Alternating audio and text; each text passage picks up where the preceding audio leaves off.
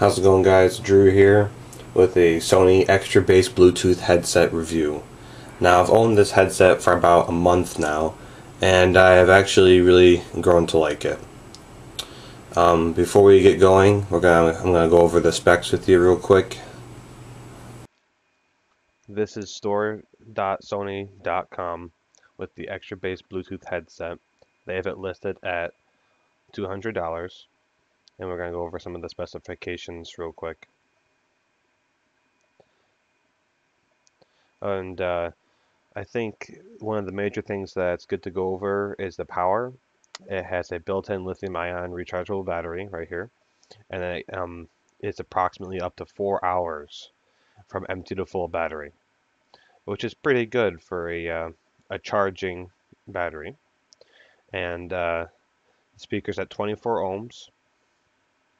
And it's obviously Bluetooth version 3.0, and it has the NFC One touch listening with the NFC near field communications connection.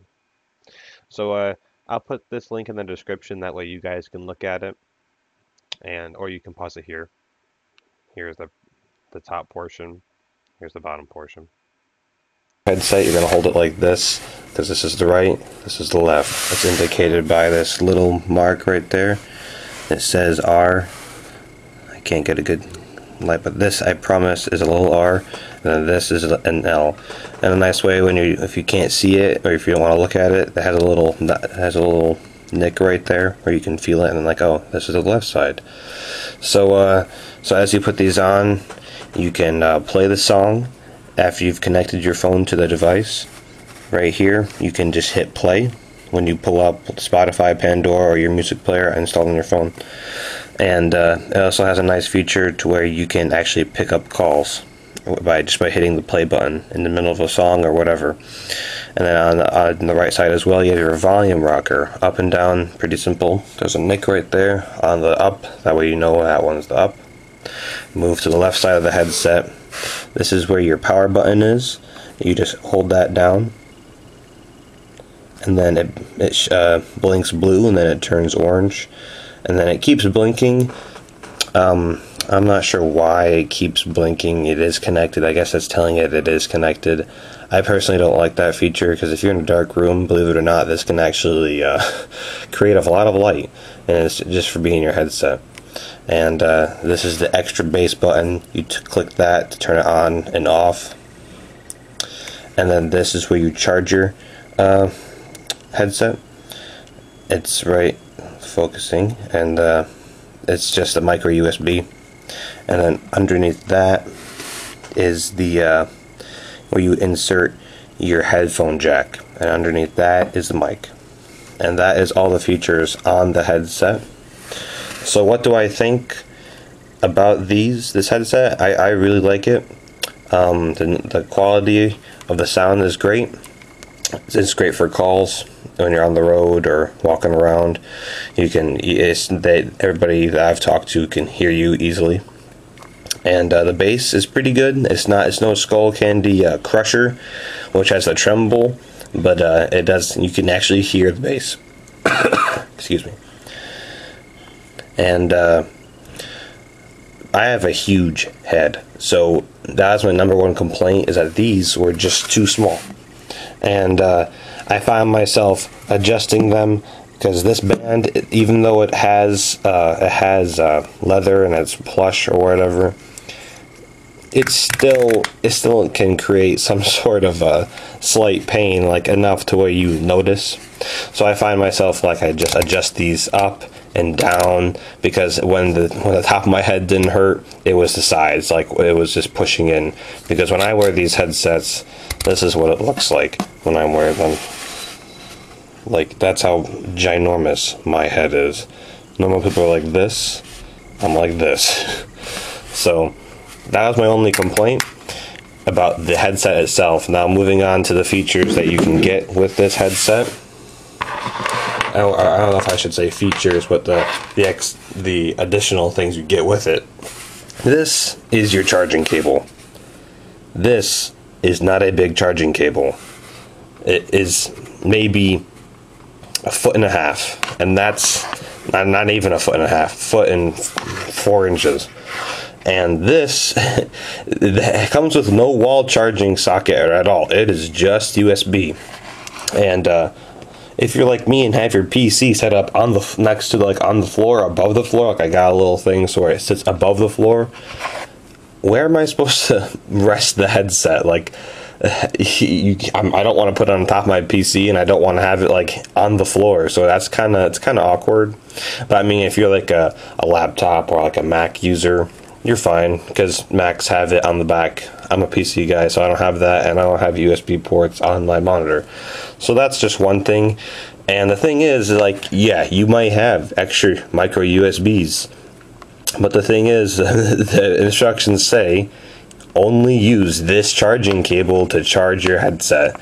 So I'm like, oh, okay, so I can't use my other micro USBs that are longer that will work better for this. So I have to use this little thing. So I had to make do and just like wrap my headset around my tower. Anyways, so this battery, like I said before, can last about to 4 hours. So what if you go 4 hours and you lose it, like your battery just dies? Well, it comes with this strange Sony only auxiliary cable. Excuse me. This cable is about 4 feet long, I believe, and it's about the average size of your headset cable that comes with the regular headset, maybe a little shorter.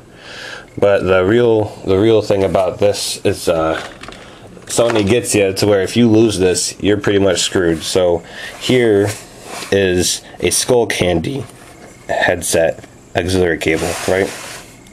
And on the left is the Sony, on the right is the Skull Candy. You can obviously see the difference. There's this little gray bit right here to where that will only fit inside this headset. I'm not sure if Sony does all their stuff like this, but you can't use just any old regular auxiliary cable. I'll show you why. So we'll take the Sony one first because that's the one that works. You have your input right here. You plug this in, and the gray portion goes in. That's how it's designed to work. So if we take the Skull Candy now, which doesn't have that gray bit below it, it does not go all the way in. It just can't go that much further. It can't go that 1/4 of an inch, and then this will not work if you have a random auxiliary cable.